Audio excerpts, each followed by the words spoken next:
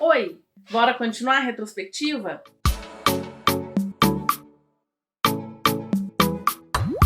Na semana passada eu trouxe a primeira parte da retrospectiva que eu fiz, baseado nos itens que a Nádia publicou no canal Na Manita, em que ela chamou de Retrotudo 2020. Para não ficar muito extenso, eu acabei dividindo em duas partes e agora a gente vê o final da Retrotudo.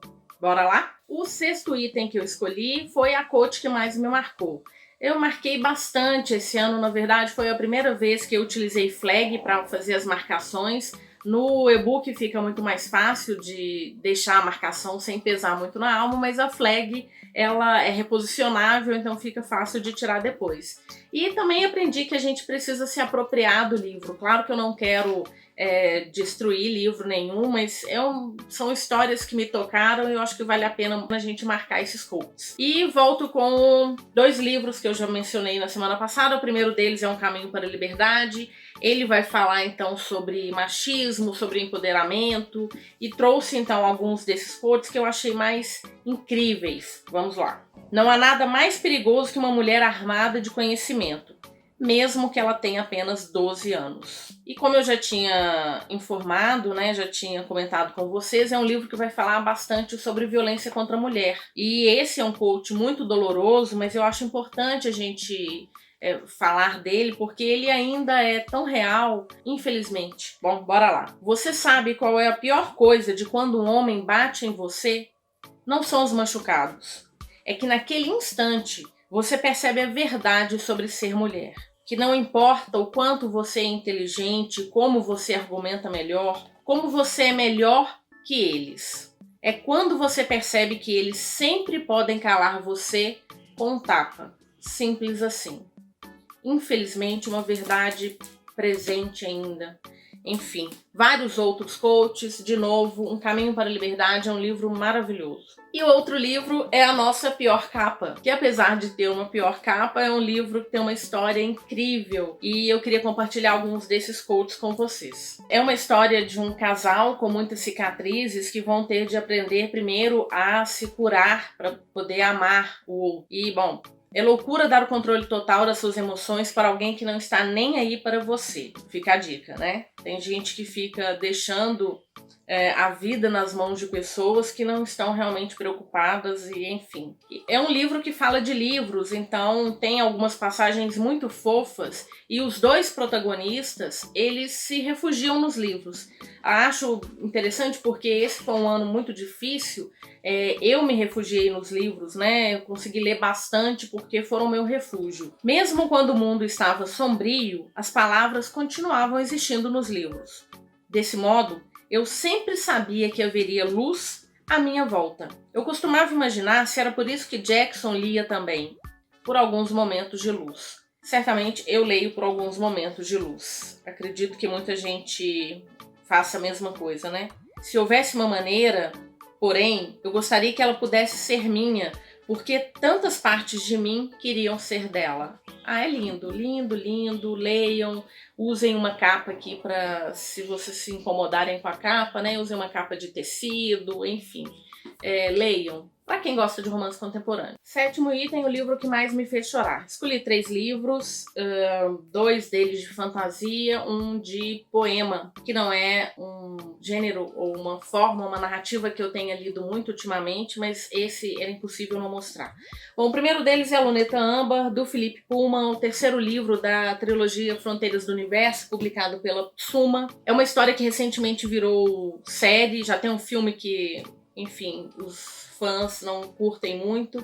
É uma finalização. As finalizações sempre vão trazer momentos assim mais cruciais ou momentos mais emblemáticos para a história. Aqui nós tivemos muitos deles, nós temos uma batalha, então alguns personagens acabam não conseguindo passar por essa batalha, mas o que me deixou triste, o que me fez chorar de fato, foi o final. Eu entendo que o autor não tinha muito o que fazer com o que ele tinha em mãos, e ele tinha que tomar uma decisão, e eu sei que do ponto de vista da narrativa foi a melhor decisão que ele poderia ter tomado, mas me doeu tanto. Quem leu a trilogia sabe disso, ou talvez até compartilhe comigo dessa sensação. Então foi um final que me levou às lágrimas. Fantasia é incrível, eu gosto mais do primeiro livro, A Bússola de Ouro é fenomenal, A Faca Sutil já fica bom, e A Luneta Âmbar finaliza bem a trilogia. Outro livro que me fez chorar esse ano foi O Reino de Cinzas, da Sarah J. Maas, a finalização da série Trono de Vidro, publicado pela Galera Record. E aqui, bom, de novo é uma finalização, então a gente tem momentos cruciais, tem uma batalha gigantesca que acontece, na verdade, várias batalhas que vão acontecendo ao longo da história. Alguns personagens também que vão ficando pelo caminho, mas tem uma cena específica que eu li e tive de tomar fôlego, porque foi... Primeiro que a Sarah J. Maas, ela consegue descrever muito bem as suas batalhas, eu acho, ao menos. Para mim, elas são bastante gráficas. E essa cena em particular, quem leu com certeza sabe, é uma daquelas cenas em que a gente... que dói mesmo, doeu o coração, me levou às lágrimas, eu fiquei bastante triste. Eu sei que cabia naquele momento, mas eu fiquei muito triste mesmo. Ela conseguiu me levar às lágrimas. Ela tem essa capacidade como ninguém, mesmo escrevendo fantasia. E o terceiro livro que me levou às lágrimas, esse foi o livro quase inteiro. É Daqui para Baixo, do Jason Reynolds, uma publicação da editora Intrínseca, também recebi na caixa do Intrínsecos.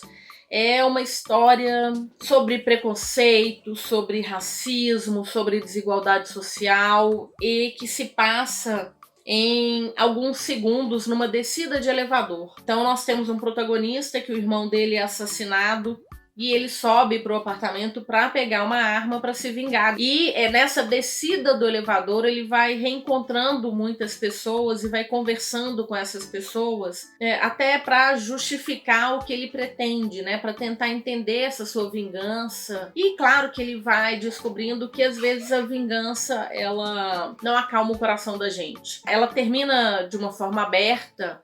Eu escolhi um final que me aquietou o coração, mas teve gente que entendeu de outra maneira. Mas o fato é que ela leva as lágrimas mesmo, é muito rápido de ler. Como eu falei, ele tem essa narrativa em forma de versos e muito rápido, vale a pena ler. Mais uma leitura incrível. Oitavo item, o livro que eu mais gostei. Tive uma dificuldade enorme, porque todos esses livros que eu apresentei, com exceção de 2, eu gostei muito. Por isso eles foram escolhidos para serem apresentados. E aqui eu não consegui escolher apenas 3, mas vou mostrar 2 deles rapidamente, porque são livros que já foram bem hypados, bem comentados, bem discutidos. O primeiro é Rei Perverso, da Holly Black, a trilogia do Povo do Ar, publicado pela Galera Record. Eu gostei muito de Príncipe Cruel, mas achei uma história boa. O Rei Perverso, ela já traz umas tramas assim mais interessantes. E a Rainha do Nada termina de uma forma incrível, fenomenal, avassaladora. Fiquei fã da Holly Black mais ainda. A Rainha do Nada começa a chegar então agora às mãos daqueles mais ansiosos por finalizar. Eu tenho certeza que todo mundo que finalizou ficou bem impactado. Então, um dos meus livros preferidos, a trilogia, eu li O Príncipe Cruel ano passado, mas O Rei Perverso e a Rainha do Nada foi esse ano. Também não podia deixar de falar de Cidade da Lua Crescente, da Sarah J. Maas. Primeiro livro, eu não sei se é uma trilogia, se é uma série, que chegou aí com então uma série de problemas, né? Como eu já havia mencionado no vídeo anterior, que é o da tradução. Ela já começa fazendo a gente chorar, depois ela solta um monte de coisas assim que muitas pessoas que leram disseram que ela poderia ter diminuído esse livro em 100, 200 páginas, um pequeno calhamaço de quase 900 páginas. Mas conhecendo a autora da série Trono de Vidro, eu sei que ela deixa um monte de migalha ao longo da história que em algum momento ela vai fechar. Ela fez isso já aqui, então muitas coisas já são fechadas e ela deixa ganchos incríveis para o próximo livro, que infelizmente eu não tenho nem ideia de quando é que chega, mas adorei, eu realmente gostei e acho que vale a pena passar por esse calhamaço. Outra autora que eu sou fã, Nona Casa, da Leigh Bardugo, publicado pela editora Planeta. É uma história mais sombria. Li a trilogia Grisha, gostei muito. Li a duologia Six of Crows, gostei mais ainda. E Nona Casa, ela realmente trouxe assim uma atmosfera bem sombria. Sei que existem algumas cenas aqui que são muito gráficas, li ela em leitura conjunta, eu sempre faço algumas das minhas leituras conjuntas com um grupo de amigos do Loucos por Leituras Conjuntas. Um dos participantes falou que ficou incomodado com a cena de violência que a protagonista sofre, porque talvez não tenha sido importante para a narrativa. Eu até que acho que foi. Talvez a autora pudesse ter escolhido de uma outra ferramenta para isso. Mas ele começa difícil da gente ler, porque é um início, então sempre mais devagar. Mas da metade em final ele fica frenético, a gente quer ler tudo. Eu ainda não terminei, estou aqui já no finalzinho, mas é um livro que tenho certeza que vai ser favoritado. Primeiro de uma série, não sei se série, trilogia. Já quero ler as outras histórias também, sem previsão, pelo menos até então. Outro livro que foi favoritado, Um Lugar Bem Longe Daqui, publicado pela Intrínseca. Esse livro é do ano passado. Desde o ano passado, quando começou a leitura, vi muita gente falando bastante dessa história, então foi muito hypado ano passado, muito hypado esse ano ainda. Eu li agora em 2020 e ele mereceu hype. É uma história que começa com um suspense, então há uma morte, depois o foco narrativo ele se volta para Kia. A Kia é uma menina de 6 anos que foi abandonada para viver no pântano sozinha e ela tem de se virar para conseguir sobreviver. Ela conta com alguns personagens fantásticos que vão auxiliá-la nesse crescimento, mas acima de tudo ela cresce cuidada pela natureza. Eu sou bióloga, então essa parte de história natural que o livro traz é uma delícia, fantástica. A forma como a Kia vê, né, esse pântano, ela é chamada de a menina do brejo, mas o brejo evidentemente é bem pejorativo, e ela cresce se encantando pelo pântano, sendo acolhida, sendo cuidada acima de tudo por aquela natureza que está à sua volta, aprendendo com a natureza. É uma delícia. E então nós temos essa morte no início. A gente imagina que todo o preconceito que ela sofre por ser uma menina abandonada e crescer largada no meio do brejo, a cidade a vê como uma menina selvagem, e ela vai ser culpada desse crime, né? Que a gente nem sabe, na verdade, ainda se é um crime. Aparece uma pessoa morta. Enfim, a trama então vai girar no desenvolvimento da Kia, o crescimento dela, até que ela vai enfrentar esse julgamento e a gente tem a finalização da história. E, bom, foi incrível até aí a jornada. Quando ela termina, a autora continua a história. E eu fiquei me perguntando, falei assim, que legal, né? Eu gosto quando o autor, depois do final, continua a história para dar um pouquinho do ar do que aconteceu, mas muitas vezes não acrescenta nada de interessante para a narrativa, ou nada de surpreendente para a narrativa. E não foi isso que aconteceu. A autora, ela conseguiu, depois do final, me dar um outro final com outro plot que eu fiquei surpreendida. Valeu todo o hype. E o último livro que eu queria trazer nesse item que eu mais gostei é Um Estudo em Charlotte, publicado pela Rocco, da Brittany Cavallaro. É uma história que vai se apropriar das histórias de Sherlock Holmes. Eu gosto muito, lia muito, tanto Agatha Christie quanto Conan Doyle na minha adolescência, e sou fã das histórias do Sherlock. E o que a autora faz aqui? Ela imagina um mundo em que o Sherlock e o Watson foram personagens reais. Eles viveram, tiveram descendentes, e 2 desses descendentes vão ser o foco narrativo dessa história, que é o Watson, o Jamie Watson, que vive nos Estados Unidos, e a Charlotte Holmes, que vive em Londres. Acontece alguma coisa em Londres e ela é mandada para os Estados Unidos. O Watson sempre quis encontrar a Charlotte, porque a história da família, o Watson sempre esteve entrelaçada à história da família Holmes. Por conta disso, ele tem uma curiosidade enorme para conhecer a Charlotte, que nunca tinha dado muita atenção para aquela figura que era o Watson. Ela chega com toda aquela personalidade pétrea do Sherlock, né, sarcástica, com uma mente aguçada, e o Watson com aquele poço de sentimentos que é característico dos Watsons. Enfim, os dois acabam sendo obrigados a trabalhar juntos porque um crime acontece. Um crime com uma pegada muito de Um Estudo em Vermelho, por isso Um Estudo em Charlotte. Já li, o primeiro livro é incrível, já li o segundo livro, muito bom. E eu sei que a autora já tem mais 2 ou 3 livros publicados lá fora, espero imensamente que a Rocco traga esses livros o mais urgentemente possível pra gente. E o último tópico que eu resolvi compartilhar é aquele livro escrito, o melhor livro escrito por um autor não branco. Eu li mais do que esses 3 de autores não brancos, mas esses 3 são livros que me impactaram. Primeiro, Jason Reynolds, daqui pra baixo, já comentei bastante sobre ele.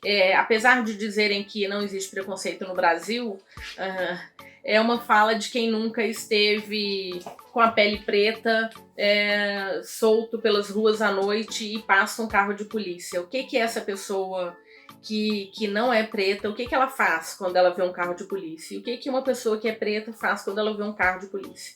Então é essa a diferença, né? E é isso aí que vai dizer pra gente se existe racismo ou não no nosso país.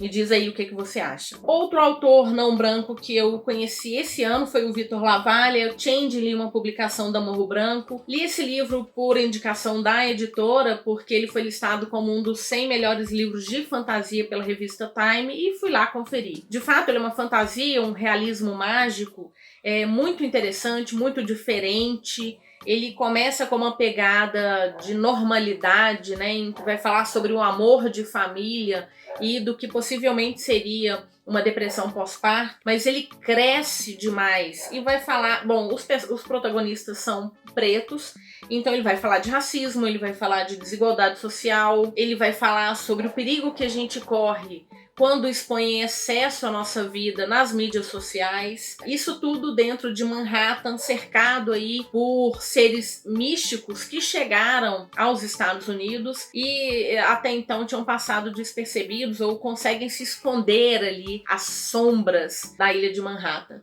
Muito interessante, gostei muito de ler, capítulos curtos, leitura fluida. A gente tem esse personagem em busca da família dele, em busca de respostas. Gostei muito de ler, gostei muito de conhecer a escrita do Vitor Lavalle. E por fim, também conheci esse ano a escrita da Octavia Butler com o livro Kindred, Laços de Sangue, publicado também pela Morro Branco. É uma ficção científica, e apesar de ser ficção científica, ela tem pouco foco na parte da ciência. É um livro que vai falar sobre viagem no tempo, mas não é explicitado por como que se dá essa viagem, por que se dá essa viagem no tempo. O foco maior aqui é na protagonista. É uma mulher preta da década de 70, com um casamento marcado com um homem branco, e por algum motivo ela acaba viajando no tempo, para uma época em que ainda haviam escravos. E escravos e mulheres escravas, então, não tinham voz absolutamente nenhuma. Homens não tinham, mulheres muito menos. E aí eu acho muito interessante a fala dela, da personagem, que ela fala que uma coisa é a gente estudar sobre a escravidão nos livros de história, outra coisa é vivenciar aquilo na pele. E ela vai conviver então com esses escravizados e com o filho do dono da fazenda. Muito interessante, o motivo dela ir e voltar é muito interessante. A gente não tem como que isso se dá, mas a gente vai entendendo por que ela volta. Uma história muito dolorosa, e eu acho que vale muito a pena conhecer. Adorei a escrita da Octavia Butler, já estou com outros 2 livros dela engatilhados para ler, que é A Parábola do Semeador, uma duologia que vai ter uma pegada um pouco ambientalista também, muito elogiada. Quero conhecer todos os livros dela agora. Então foi isso, espero que vocês tenham gostado. A primeira parte ficou na semana passada, vou deixar nos cards ou na caixa de descrição, se você tiver curiosidade para ver as minhas respostas aos outros itens. Vou deixar o link de compra para esses livros, se vocês tiverem interesse, também na caixa de descrição. E peço de novo a sua ajuda, se você gostou do conteúdo, se você tem me acompanhado, se inscreve no canal, curta, compartilha, ative o sininho de notificação, vem fazer parte dessa família Porque Leio. Espero que vocês tenham realmente gostado desse conteúdo. Me digam aqui também nos comentários se vocês já leram, querem ler, se tem outras indicações para me fazer, principalmente de autoras mulheres, de autores não brancos. Vem me dizer aqui embaixo o que você... quais seriam as suas sugestões. Espero que vocês tenham gostado das minhas dicas e até breve.